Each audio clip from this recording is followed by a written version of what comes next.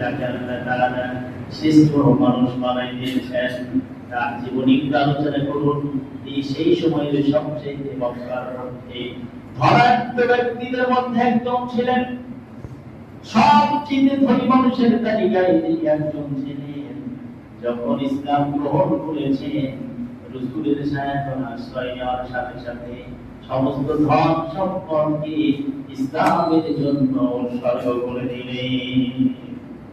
হযরতে আবু হুরায়রা হাদিসে বর্ণনা করেছেন, আল্লাহ রাসূল বলেছেন, যে ব্যক্তির কাপড়, যে ব্যক্তির পোশাকটা টাকনোর নিচে চলে যায়, যদি পুরুষ মানুষ হয়, যদি কাপড়টা টাকনোর নিচে চলে যায়, আল্লাহ তার থেকে রিজকি দেন না, বরং তার অহংকারের কারণে, তার টাকনোর নিচে কাপড় চলে যায় কারণে, এই অহংকারের কারণে আল্লাহ রাব্বুল আলামিন তাকে সেই জাহান্নামে ছুঁড়ে মারবেন, তার কোটি কত আল্লাহ কবুল করবেন না।